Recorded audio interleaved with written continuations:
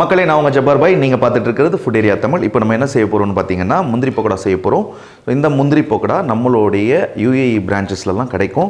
நம்ம லாஸ்ட் வீடியோவில் வந்து நோம்பு கஞ்சி வீடியோவில் நான் சொல்லியிருந்தேன், முந்திரி பக்கோடா வந்து நோம்பு கஞ்சிக்கு ரொம்ப நல்லாயிருக்கும் அப்படின்னு சொல்லிட்டு. ஸோ அதுதான் இப்போ வந்து ரொம்ப சிம்பிளாகவும் ஈஸியாகவும் செய்ய போகிறோம். இதுக்கு இன்க்ரீடியன்ட்ஸ் எல்லாமே நான் எடுத்து வச்சுட்டேன். எப்படி பார்த்தீங்கன்னா, இந்த பேசன் இருக்குல்ல, இந்த கடலை மாவு 1/4 கிலோ எடுத்து வச்சுருக்கேன். முந்திரி வந்து 150 கிராம் எடுத்து வச்சுருக்கேன். நம்ம வந்து 1/4 கிலோவுக்கு 1/4 கிலோவும் போடலாம். நிறைய முந்திரி இருக்கும், ஸோ அதனால் வேண்டாம், வச்சுருவோம். இப்போ ஒரு பவுல் ஒன்று எடுத்துக்கிட்டேன். இப்போ இந்த பவுலில் நம்ம என்ன பண்ண போகிறோம்னா, ஒரு 4-5 பூண்டை துருவி போட போகிறோம்.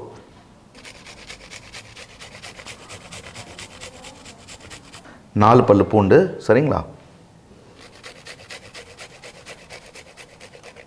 சேர்த்துட்டோம். அப்புறம் பார்த்தீங்கன்னா, இஞ்சி வந்து ஒரு சின்ன பீஸ், இது பாருங்கள், இது வந்து ஒரு 1 இன்ச்சில் நம்ம எடுத்துக்கலாம். இதையுமே நம்ம வந்து துருவ போகிறோம்.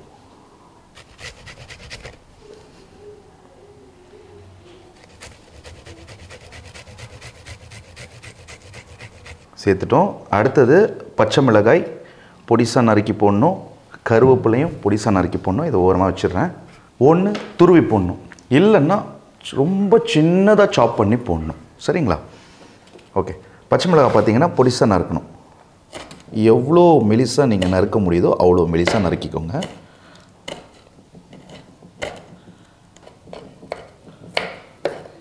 நாலு பச்சை மிளகாயை பொடிசாக நறுக்கணும். இந்த இஞ்சி பூண்டுலேயே நம்ம சேர்த்துட்டோம். அடுத்தது கருவேப்பிலை எத்தனை லீஃப்னு பார்த்தீங்கன்னா, இப்போ இந்த 1/4 கிலோ மாவுக்கு அந்த ஃப்ளேவர் வர்றதுக்காக ஒரு 30 லீஃப் எடுத்துக்கலாம். எவ்வளோ பொடிசாக நறுக்க முடியுமோ நீங்கள் நறுக்குங்க. ஏன்னா முந்திரி பொக்கடாவில் வந்து கருவேப்பிலை முழுசாக வரக்கூடாது. ஆனால் வெங்காயம் பொக்கடாவில் பார்த்தீங்கன்னா கருவேப்பிலை முழுசாக வரணும். வெங்காய பொக்கடாவும் நம்மளுடைய ரெஸ்டாரண்ட்ஸில் அவைலபிள். அதே நேரத்தில் பார்த்தீங்கன்னா நம்ம சேனல்லே நான் போட்டிருக்கேன். வீட்டிலே பார்த்து வின்டர் சீசனில் மழை பெய்யும்போது அது செஞ்சு சாப்பிட்ற ஆனந்தமே வேறு. இப்போ இதையும் நான் இந்த பவுலில் சேர்த்துட்றேன். இப்போ அடுத்தது பார்த்திங்கன்னா, முழு மல்லி ஒரு 1/2 டேபிள் ஸ்பூனுக்கு எடுத்து வச்சுருக்கேன். அதை லேசாக தட்டிக்கலாம், பவுடர் ஆக்கக்கூடாது, சரியா?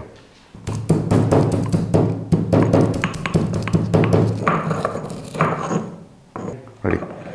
இந்த மல்லியை வந்து இடிக்கும் போதே அதோட ஃப்ளேவர் எப்படி இருக்குது பார்த்தீங்களா? இதுதாங்க டாமினேட்டே பண்ணும். அதனால் வந்து நீங்கள் மல்லியை வந்து மிஸ் பண்ணிடாதீங்க, கண்டிப்பாக போட்டுருங்க. இப்போ நம்ம ஒரு மசாலாவை சேர்த்துக்கிட்டே இருக்கோம்ல, அதிலே கொட்டிடலாம். இப்போ கையோடு என்ன பண்ணுவோம், ஒரு 1/4 டேபிள் ஸ்பூனுக்கும் 1/2 டேபிள் ஸ்பூனுக்கும் நடுத்தரமாக சால்ட் சேர்த்துக்கலாம். இப்போ முந்திரி நான் வந்து 150 கிராம் வச்சேன் இல்லையா, அந்த முந்திரியை வாஷ் பண்ணி எடுத்துப்போம். எப்போவுமே ஞாபகம் வச்சுக்கோங்க, வீட்டில் வந்து நட்ஸ் வாங்கிட்டு வந்தீங்கன்னா, அது பாதாமாக இருக்கட்டும், முந்திரியாக இருக்கட்டும், எதாக இருந்தாலும் வாஷ் பண்ணி சாப்பிடுங்க, அப்படியே சாப்பிடாதீங்க. இப்போ இது நீங்கள் இதை வாஷ் பண்ணி இதில் இருக்கிற தண்ணியை எடுத்து கொட்டி பாருங்கள் எப்படி இருக்கும்னு, ஹாப்பியாகிடுவீங்க.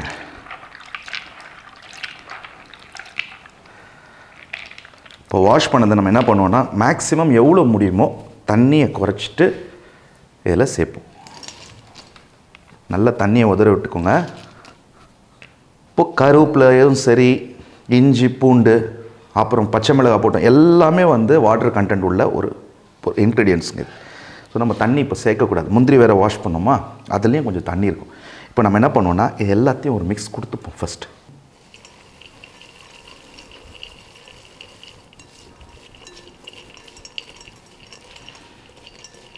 நல்லா மிக்சிங் கொடுத்துருவோம். கொடுத்துட்டு நம்ம கடலை மாவு 1/4 கிலோ சேர்த்துருவோம். இதையும் சேர்த்து ஒரு மிக்சிங் கொடுப்போம்.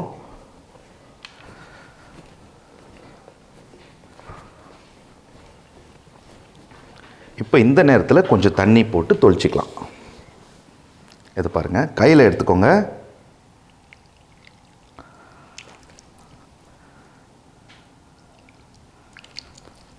அவ்வளோதான்.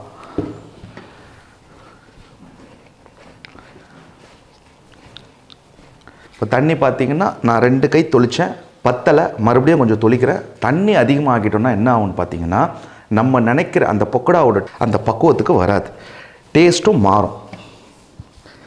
அதே மாதிரி மறுபடியும் ஒரு குழி தண்ணி.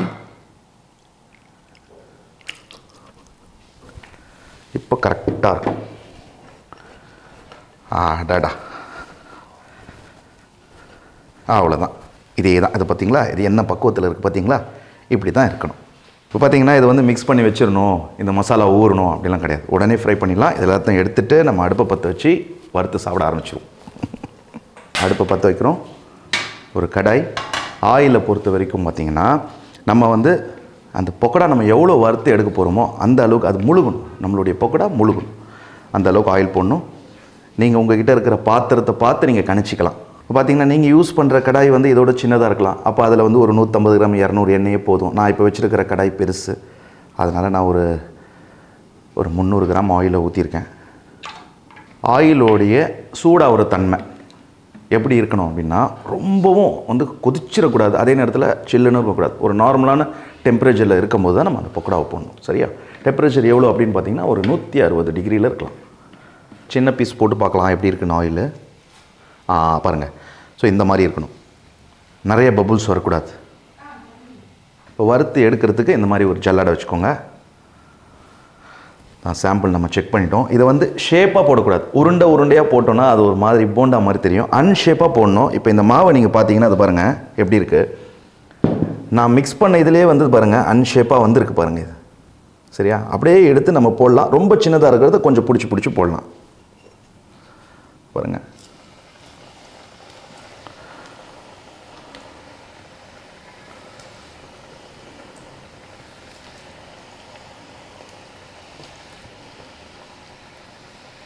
நம்ம வந்து ஃபஸ்ட் ரவுண்டை ஃப்ரை பண்ணி எடுத்துகிட்டு அதுக்கப்புறம் செகண்ட் ரவுண்ட் பண்ணுவோம். போட்ட கொஞ்சம் நேரத்தில் நம்ம என்ன பண்ணோன்னா இந்த மாதிரி லேசாக மிக்ஸ் பண்ணி விடுவோம். ஏன்னா ஒன்றுக்கு ஒன்று ஒட்டுக்கக்கூடாதுன்றதுக்காக.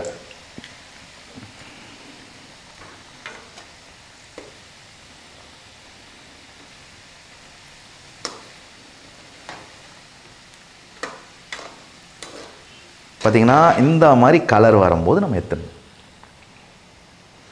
சரியான மனம். பசங்க உள்ளே போகும்போதே சந்தோஷம் முகத்தில் அவங்களுக்கு.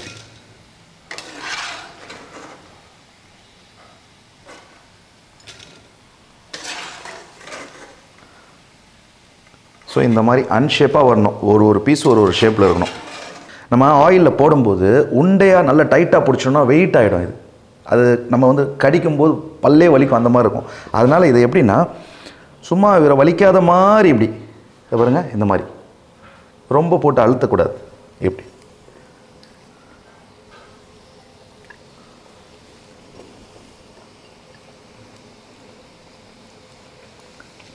இப்போ கையை கழுவிட வேண்டியது தான். வாடா அப்படியே. சைஃபே வாங்க வாங்க வாங்க. நல்லா படிச்சிங்களா? போயிட்டு 2 நிமிஷத்தில் ரெடி ஆகி வந்துட்டீங்க. பக்கோடா ஃபோட்டோ எடுத்துகிட்டு தரேன். அதுக்கு சின்ன பீஸ் வேணால் தரேன். இந்தாங்க. எப்படி இருக்குது சாப்பிட்டு சொல்லுங்கள்.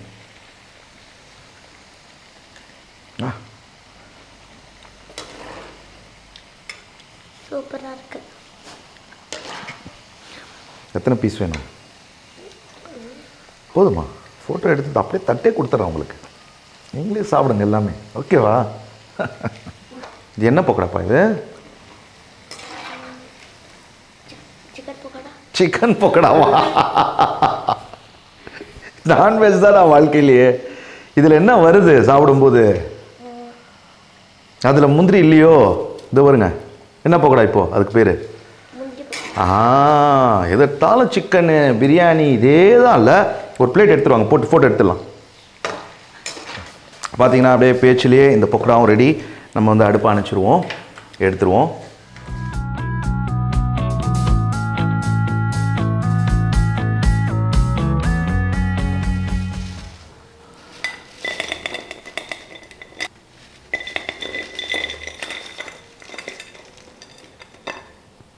எப்படி இருக்குது பார்த்தீங்களா? அது சவுண்டே வருது பாருங்கள், கிறிஸ்பியாக சூப்பராக இருக்கும். இது வந்து ஒயிட் ரைஸு சாம்பார் வச்சுக்கிட்டு, இதை வச்சுக்கிட்டு சைடில் கொஞ்சம் எலுமிச்சம்பழம் ஊறுகாய்.